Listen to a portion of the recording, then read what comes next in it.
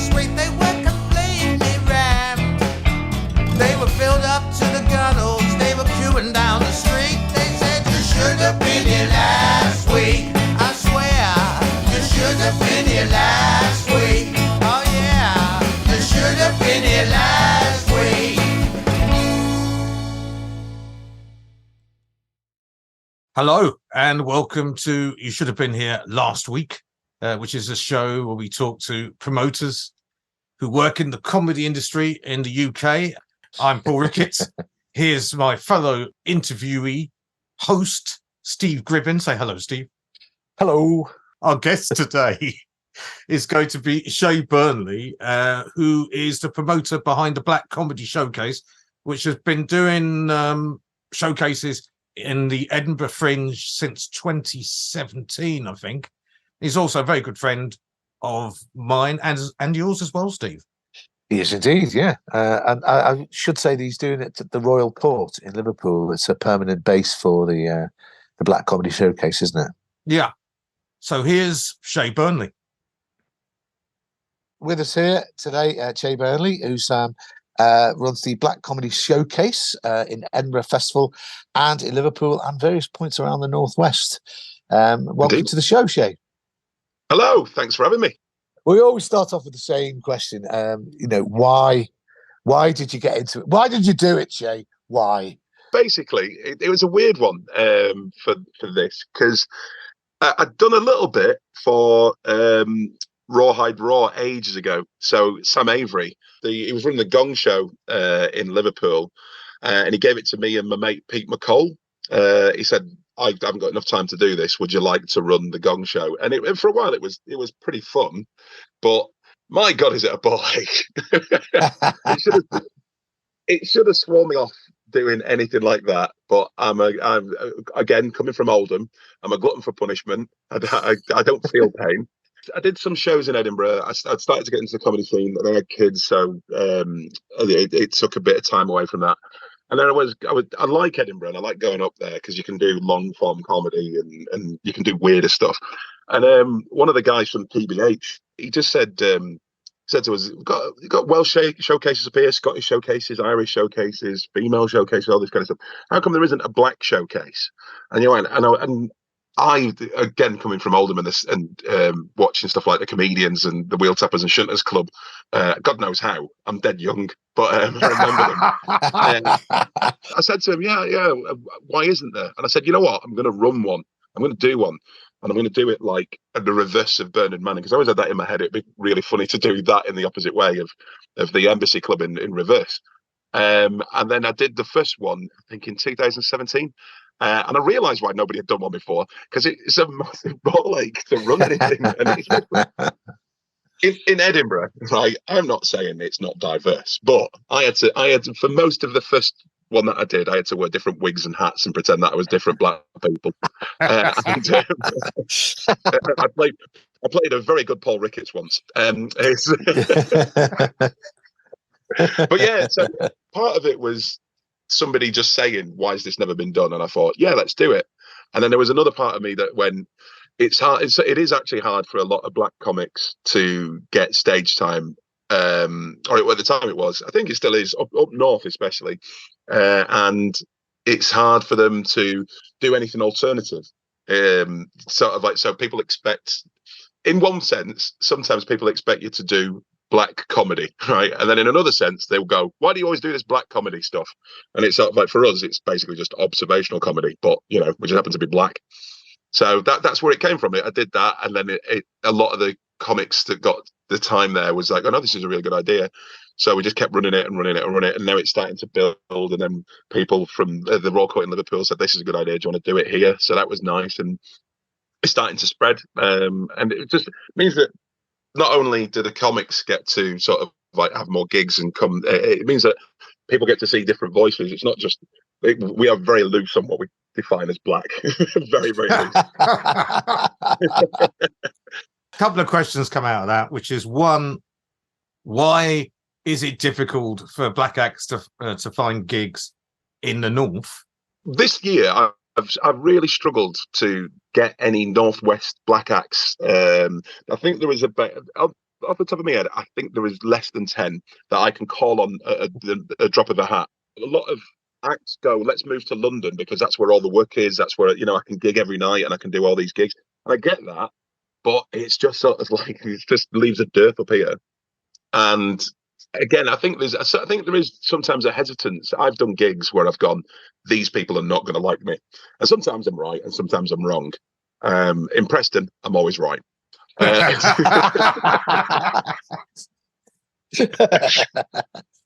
It's not Preston. I love the people of Preston. My little brother lives up there. It's Leyland in Preston. There is a drive for a lot of people. Comedians, essentially, they go, "Oh, it's like Dick Whittington. I'll find my fame in London." So a lot of people, that's where they think they've got to move to. But when there is a small group of that in an area anyway, and then they all disappear, you're left with less. So I'm part of the showcase at the moment. We're putting together pathways for young black not just comedians, writers. If they want to do tech stuff, we're trying to do pathways so that there is a base and they don't have to sort of move away from the towns. Liverpool Museum have been talking about this. Is that they asked me how many black comedians did I know in Liverpool, and I was like going, well. There is R. David. R. David doesn't do it that much. R. David. That's then is that Chris? Then is that no? Sarah Levine.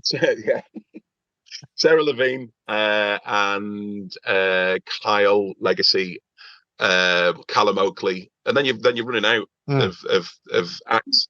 And it's just sort of like we're going to have to start making our own, and then also at the same time going, here's a platform for you. You don't have to move out of Liverpool. You can do the Northwest if you want. I can't remember which comedian said it, but they looked at it like a game of Risk. Is that they would, you make sure that you're good in one area, and then you move on to the next area, so that you're not going all over the country. And a lot of comedians are moaning at the moment, especially in Edinburgh this year. We're going, it cost me so much, and the price of everything. And it's like if we had a bit of ability to plan stuff better. But that sort of prejudges the fact that the venues would have to be willing to do that themselves. And yeah, well, I'm an optimistic pessimist. It's like when the comedian said we need to set up a union, and everybody went, it'll never work. And I was like, why though? Why, I don't know. There's got to be a different way, because it doesn't seem like it's working for us at the moment. That's my thing. The sad thing is there is a union. It's equity. Oh God, yeah. And unfortunately, completely and utterly useless. I can say this as a member and someone who regularly gets in contact with the president, who must, every time he sees my emails come up, because I keep on saying stuff to him like, why don't you do something? Yeah, that would be useful. Yeah, just anything. I don't care what it is. I had a run with them, and it was all amicable. But again, nothing gets done because it was somebody complained about me putting an advert out asking for black acts. So I was like, I need black comedians, black musicians, black jugglers, whatever it was. Because again, I'm trying to do a cabaret thing, so it's not just comedy. And there isn't a lot out there. And I put up an ad on Facebook Comedy Forum or something like that. Yeah. And somebody complained about it. They went, if this was done the other way, this would be seen as racism. And I was just like, and a load of people jumped to the defense and just went, just look at what he's asking for. It's not anything like this. And then he went off. This person went off on one, but then reported me to Equity. Even though I'm not a member, Equity had to get in touch with me and sort of like go, about this advert that you put up. It's been flagged as racist. And I was like, going, what the? I would doubt that the person who complained about you is even a member, and neither are you. But when you think of the stuff they could be doing, like sorting out increases in money, and they go, no, it sounds like it's a little bit racist. Really? How would you know? You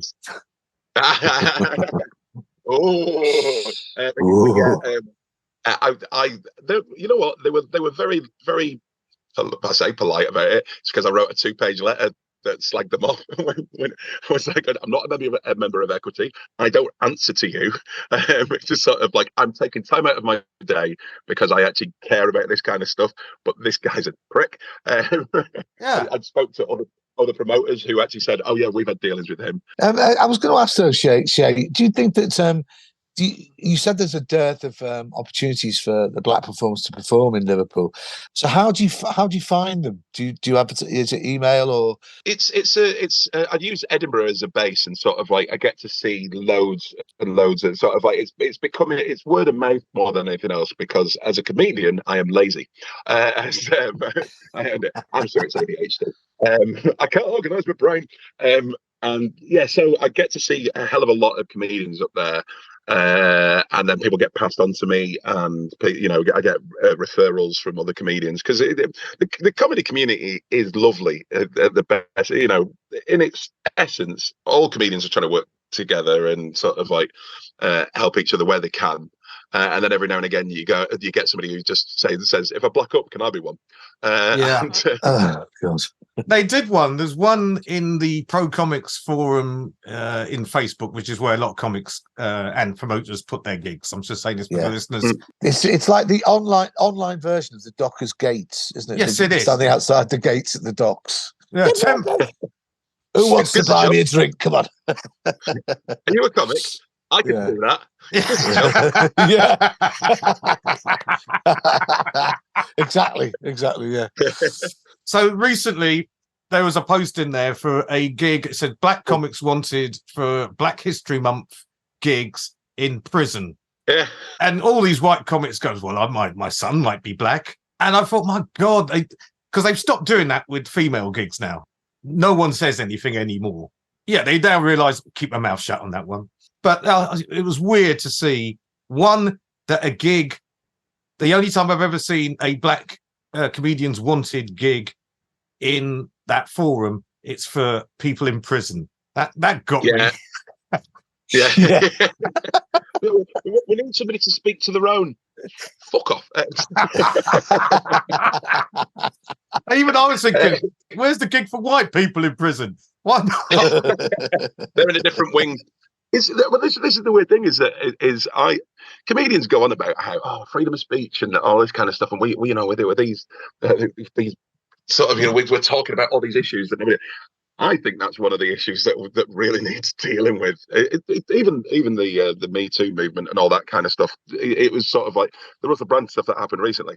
It was sort of like, yeah, we've got him now. That's done. And I've had this driving down here. I had the conversation with my mum. My mum works in victim support, and he said, "What happens afterwards, where you've got to rehabilitate people, or you've got to?" Because it's sort of like we've caught it, and you go, right, okay, but how do we discuss this now and have an adult conversation about it? And nobody does. So that's why you get those people who go, if I black up, and you're going, I get that you think that that's funny. Let me tell you why it's not. Right? If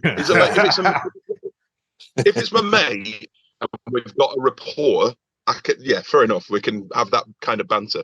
We are not that close. We may be in the same sort of like genre, but we are not that close. And I can't tell online whether or not you are there is a connection and we're having a proper joke, or you are actually racist. When you want to have a serious conversation about it, nobody wants to. So it's just sort of like, you've been awkward. So okay, difficult in Liverpool.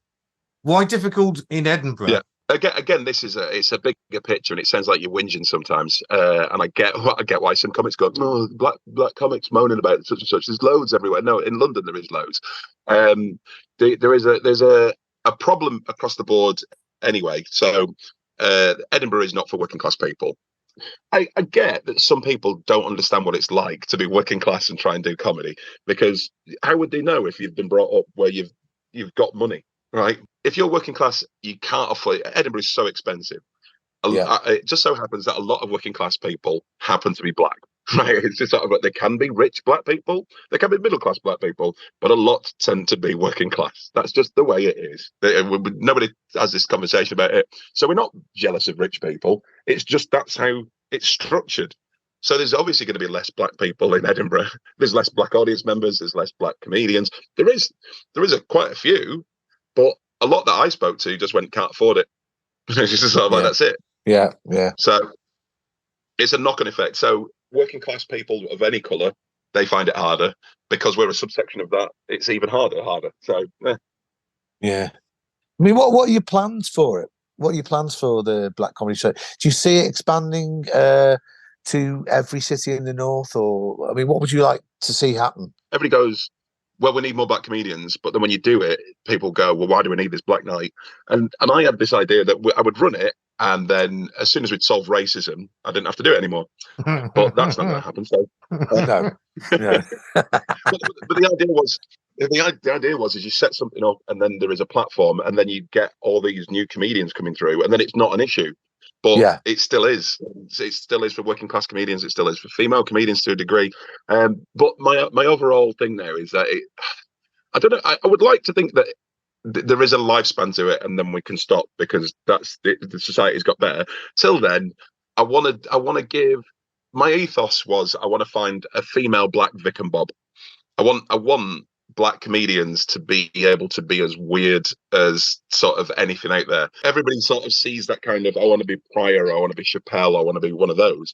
But nobody goes, there is no example for a lot of black comedians of going, I want to be avant-garde, I want to be weird. Because if you already, when you go on stage as a black comedian, people are going, are they going to do black stuff? Are they going to do this? Are they going to in the North? I think there is a kind of apprehension sometimes, because it's not as metropolitan as London and everything like that. But it's just sort of like, oh, what's he good? He's not this woman's not going to talk about women things, are they? This black person's not going to. So you've got to do a preamble of going, I'm Che, and this is my heritage, and this is this, and I want people to just walk on stage and just do weird shit. Have you found anybody like that yet, or have you heard of anyone doing that sort of stuff? Any black acts? Not really. There's a great comedian that there's one of my favourite ones that I've seen in the last few years is Kitty Messalina, and she reminds me very much. She's like a Victoria Wood, and I thought that was brilliant, because she's very filthy, but it's just sort of like, oh, she plays the piano and she does comedy songs. Yeah, that's a step already. It's just sort of like, oh my god, that's. It's not about getting rid of a genre. Let's get rid of all the white mates, straight males. It's sort of like, you know what's interesting? If you have a bill where you have loads of different voices, because not all black people all come from black land, right? And we all have like the same experiences. My dad's from Barbados, my mum's from Manchester. I know people who, Trinidadian heritage or African heritage, and there was a guy called Louise. This year he's gay and he's Scottish, black Scottish. Yeah, and I was like going, yeah, he's lovely. Yeah, but it's another. People think that, oh well, you'll get him because he's black. It's a step for me, because oh my god, you're Scottish and black and you're gay as well, and it's just sort of like there's all these different strands that you can start talking about that I've got no idea about, and I'm going, oh my god, that's so interesting. Phil Jupiter's used to be on before the Black Showcase, and I used to plug the show. But I like poetry and I like haikus. I really like haikus. And I did one for him because he was doing the Porky the Poet kind of stuff. And he said, you can plug your show, but you've got to do a haiku for me every day. And it meant that I got to go into areas doing sort of comedy haikus in poetry, in arts clubs and stuff like that. And I went, oh my God, there's a whole new revenue stream here. No, it's not much, but the poetry money is not well. But I would look for other comics to go, oh shit, we can do all this other stuff. And I think comics in general don't really. They go, I do my stand up, I do a special, that's it. And you go, no, you can do whatever you want. It's just that people expect certain things of you. Yeah, I totally agree. They people expect black comics to be the same. Hence, that's why we never get books more than one on a bill. Well, that was another thing I did with the showcase, is that and I didn't realize how much of a big deal it was, but all black female lineup, 4 black women, and I just went, I'm just going to stay at the green room, you all talk amongst yourselves. And they went, this is just unheard of outside of London, all of us to be gigging together and to be left to our own devices. It's amazing. It's just sort of like, but everybody looked at it as sort of like, oh, 4 black women, are they all just going to talk about black periods? It's just sort of like, and they all had different voices and they all had different perceptions of stuff, and everybody loved it, and it was just sort of like, it actually draws a different crowd as well. So all the black women in the audience, but all the black men in the audience, and all the white audience members, they saw something different, and they went, this is just a comedy night. And it just so happens that that's the bill. I mean, that leads on to the next question. And what do you, this is a heavy question now, because we ask all the promoters this, what do you think will happen in the future with comedy? I am, again, optimistic pessimist. At the moment, I don't know whether or not comedy will become more gentrified because it is for people with money and the travel costs and stuff like that. But I think there is a big thing about the human condition and connection with other people. Is that I can watch. I didn't know if this was me, and I'll ask this to you as well. This is my question to you: is that I don't find watching comedy on DVDs or on TV as fun as being there. I don't know. What, do you think that as well? You start off watching stuff on TV or other media because you don't go, and then they go to comedy for the first time and they realise, oh wait a minute, this is much better than sitting at home watching it.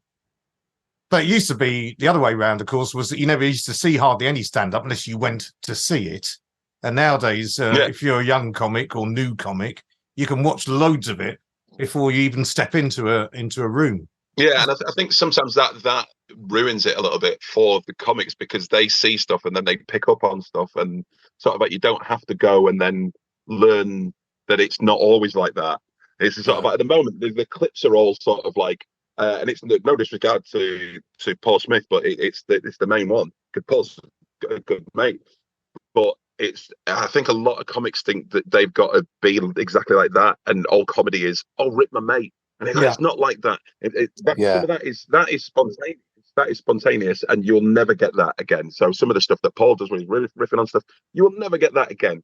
You know, it's interesting you should say that about the TikTok clips that people have been putting. It's not just Paul Smith, but I've noticed that because people don't want to burn material, that's another major reason. They will do a clip of them interacting with the audience. So now people are coming along to comedy expecting that to be the whole evening, and of course, it can't be 4 acts just going, what do you do? What's your favourite pencil? Do you think that the sort of online thing is going to have a harmful effect on live comedy, or do you think they can both exist in the same world? I do think there is a space for everybody. I do hope that quality control is upped. I think that is a problem. But again, the only way that you can raise the quality is by giving people stage time, letting them fail. That's another thing that the showcase, we're trying to do the showcase, is that in Edinburgh, I don't mind if people are a little bit rubbish, because everybody's got to start somewhere and everybody's got to get the stage time in to get better. And I think I've always been, I worked backwards by accident, and I just thought you had to do an hour. So that's how it worked. I just wrote a load of stuff and then put it together like an hour. I worked backwards. I keep doing it. Everybody keeps going, why don't you do the circuit stuff? And I go, I like writing an hour. And sometimes I've seen newer comedians get really arsey with older comedians, and vice versa, because sometimes people don't want to listen. But speaking with people like you and Paul and Mick and all the old school guys, everybody's got something to add. I need to ask the question, because there is a black circuit. Yeah. So people go, well, why are you doing this black showcase? Which leads on to the question, what is the audience then of a black showcase gig? My mum is one of the reasons. She comes to every show, apart from the last one where I made everybody think that she'd died. I think they said my mum's no longer with us. She's in Derby.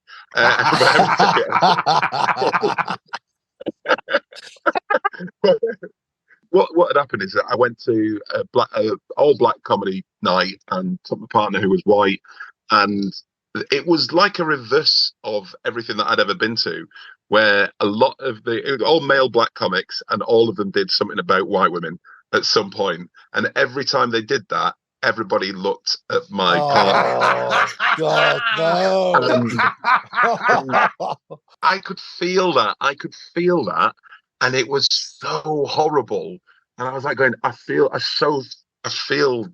that, but I've had it myself. So I was like, and weirdly, one of the places that my partner and I, we went to see Paul's show in Edinburgh, and we were watching it, and my missus turned to me and she went, there was a load of Irish lads on the other side, and they're all, every time Paul mentions anything about race, a whole row of white Irish lads would just lean forward, then turn to look at me.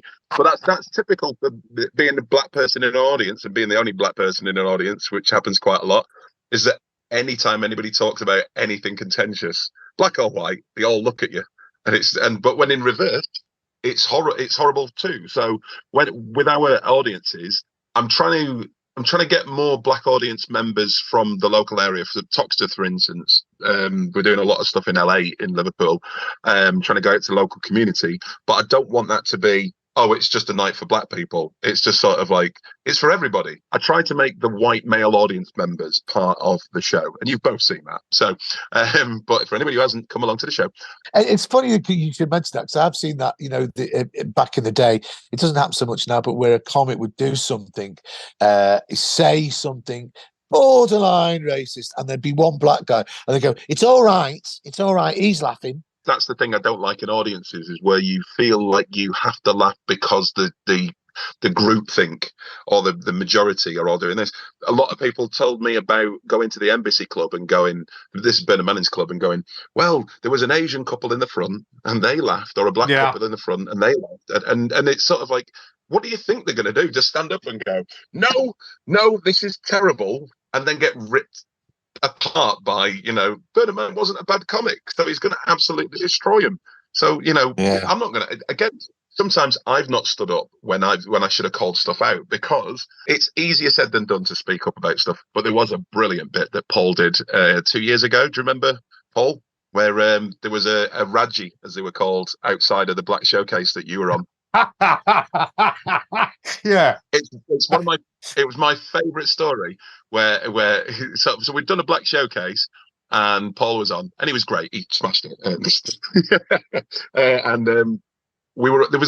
was just weird in Edinburgh. It was just a large group of black people just having a lovely chat, and this homeless drunk sort of Scottish guy was walking up the street, and we weren't in the way, but we were in the way. Yeah. And then I heard him, and he just very quietly went, excuse me. And I noticed him, and I went, oh, sorry, mate. So I got out of the way. But then he hit Paul and a load of other black comics. And because he talked so quietly, nobody really heard him. And he took umbrage to this, and then went, oh, he started swearing and sort of like going how inconsiderate and everything like that. Yeah. But he said something to you. I can't remember what he said. I apologised, because I apologised, and I said, look, yeah, you got a fair point. We're in the way. Sorry. But by that point, he'd already gone into full, you're coming here to my city. I'll go, yeah, well, yeah. And I've apologised for blocking the pavement. At the beginning of it, he didn't really use race as a thing, right? He just said, you're all inconsiderate and blah, blah, blah, blah. And he was obviously annoyed with us all. But we're all just like going, this is, because you just went, you know what? Fuck off. Fuck you. Because he said fuck off to you first, right? He said, oh, you fucking blah, blah, blah. And he went, no, fucking get the fuck off you, because I've apologized and I've tried to be polite to you, but fuck off, fuck you, I'm not having this. And I was like going, yeah, fucking stand up to this prick, right? And I was like he's not really using what he could use right now. And we're all going, I think all of us as black comedians are going, he's not been that race. And then all of a sudden he went, why don't you lot all fuck off where you came from? And then we all just applauded him. And then everybody had stopped. It was on Cowgate. Everybody had stopped to watch it, and it looked like a performance. We could have made some money out of that. He only did the racist stuff when he was about 30 yards away from us. I noticed that the further away he got, the braver he became. It was great. That many black people in Edinburgh. It was beautiful to see. All his nightmares and dreams come true. Yeah, exactly. It was a beautiful moment in my Edinburgh life. And thank you for that, Paul. I think that's a suitable way to end it, isn't it? Yeah, Paul? yeah. Thank you, Shay, for coming on our show. Shay. Yeah. I don't know why I'm losing my voice. I'm just emotional. That's what it is. He's emotional. No. Sort of like getting to talk to another black person. It's amazing. Another black person in comedy. It's not Edinburgh already, is it? Well, even the people who watch this podcast will be saying exactly the same thing. Oh my God, they got another black person on. A lot of them will just be going, why does Paul keep taking his hair on and off?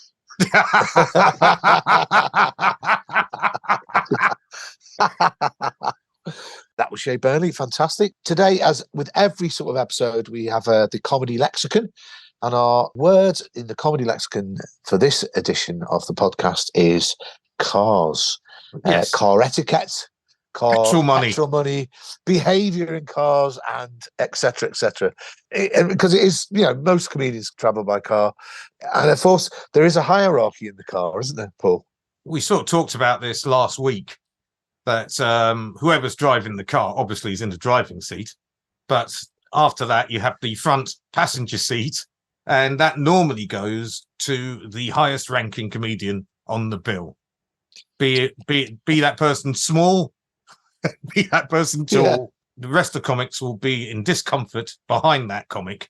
I love that thing when you go back from a gig, though, and all the acts for the bill are in the same car. So maybe there's 5 people in one car, and then one of them's had a really shit gig.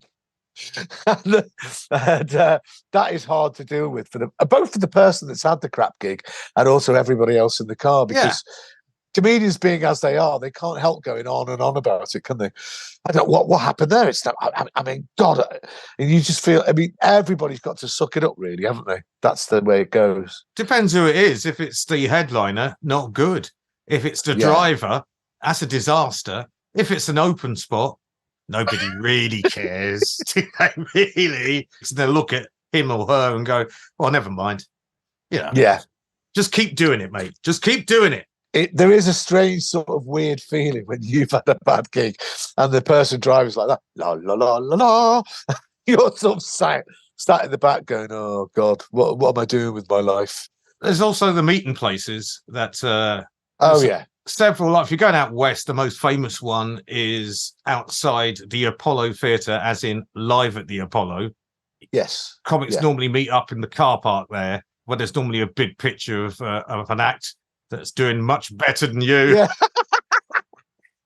And sometimes you could say, I remember when he was in the car 5 years ago. Yeah. Whatever happened to him? As you see this 7-foot poster of him with his thumbs up. Good looking, going to Portsmouth. There's also the etiquette of petrol money and stuff like that, isn't it? That's a really important. Everyone should pay their fair share, really. Yes, there's been some acts who I can't name, one of which is known for the catchphrase of saying, "I don't do petrol money," and more inexperienced acts would believe him and say, "Well, okay, then I won't charge you." But no, that's not how it works. And when I drove him, I turned around, because he also sits in the back seat. Even if just 2 of you in the car, he will sit in the back seat. And I had to say to him, "Look, I'm not your fucking cab driver." Hey, by the way, that reminds me of a time. I am going to name him because it's one of the weirdest car journeys I've ever had. It was in the back of a car back from Shrewsbury. It was Andrew Lawrence. We get in the car, and this is just how weird it was. And I said, "Oh, do you mind if we put the radio on or listen to some music?" And he said to me, "I don't do music. Ooh. I don't like music." And then a little shiver ran down my spine. And so I said, "Well, what do you do?" Because I like to listen to I record my act and I listen to it as we go along. And then I make editing suggestions. And then he brought out this fucking CD and I'm like, no. I said, "Oh." So anyway, I said, "Look, do you mind if we don't?" And then, of course, that annoyed him. So we had about an hour and a half when nobody spoke in the car. And I was scared. It's like that scene in Woody Allen film where I don't really remember. I think it was Annie Hall, the brother, goes, "I keep having these premonitions that I'm going to kill someone," and it cuts to the guy driving, and the guy next to him's going. And I was exactly like that. Someone tried to put Richard Pryor on. I said to him, "Look, I don't think we should really put on a comic that's better than both of us to listen to on the way there." I've got to tell you, I'm talking about petrol money. I won't name this guy, but this actually happened. He went to the petrol station to get some petrol, and he said, came back and he goes, "Yeah, none of my cards work. Can I borrow your card and then I'll pay you back?" So I said, "Well, yeah, okay." So we split the petrol in half, and it's 25 quid. And to this day, it's about 10 years ago, I've never had the fucking money. He's never paid me back. Since the discussion about the safety of women comics, more female comics don't tend to share lifts. I can sort of get that and understand it. Having said that, I have to say that the worst people who have ever been in my car have been two female comics. It was in Hull, but during the gig, they got more and more pissed. And then by the time we left the gig, they were completely pissed, but they got more drink, brought it with them, drank lots of beer in the car, started smoking recreational drugs in the car, raucous singing. Both of them passed out in the car before we got to London. Oh, I had my to God. wake both of them up, drop them off at their homes because there was no way they could be dropped anywhere but their homes, and left to the car smelling suspicious with tons of empty bottles in there. God, if you'd have been stopped after that, yeah. Yeah, basically two reasons why I got a car. One, I did a gig and we were coming back and I was starting to go to the toilet and they wouldn't stop the car. In the end, it got to the point where I said, look, you've got to stop. Just pull off at the first exit. I've got to go to the toilet. Yeah. So they did, jumped out the car. And that's when I found out that the expression pissing into the wind really does have a meaning. Because I did exactly that, and the wind blew it right back onto me, onto my trousers. I had to get back into the car. They just laughed at me. And then the second thing that made me decide, no, this has got to stop. Headlining a gig in Plymouth. We came back really late at night. It was about between 2 and 3 in the morning. And the person designated as the London driver actually didn't live in London. He lived in Brighton. So he said, look, I'm not going to drop you in London. I'm going to drop you here at Heathrow at 2:30 on a Sunday morning. Yeah, that's happened to me before. And I said, well, wait a minute. It's also a snowstorm. And I said, but you can't drop me here in a snowstorm. He said, well, you can get a train. I said, there is no trains on Sunday at 2:30 in the morning. He said, well, there's a night bus. There's one bus an hour. Of course, it turned out bus delayed because of snowstorm. So I was stood outside for 2 hours. Bus finally turns up, get on the bus. Of course, it took 2 hours to get into the centre of London. And on a bus where the heater had packed up. So it was freezing. Then I had to walk. By the time I got in, it was about 4 or 5 in the morning, almost as long as the journey from Plymouth was for me to get from Heathrow to my home. And I said to myself, this is never going to happen to me again. I think that's a good way to stop. So thank you for watching or listening to this podcast. So if you're listening as part of the Podemy bunch of podcasts, which of course we are now, check out their other offerings. Also, if you enjoyed this, tell your friends, enemies, members of your family, passers-by, next-door neighbours, anyone you know, anyone you don't know. Yeah. If you're watching this on YouTube, don't forget to subscribe, like, ring the bell. I should put an email in because there is an email for the podcast, and I should put that in the description. So if you want to send us any questions or threats, do it through there. Oh, careful what you wish for. Yeah. Cheers anyway. Well, see you on the next one. They said you should have been here last week. I swear you should have been here last week. Oh yeah, you should have been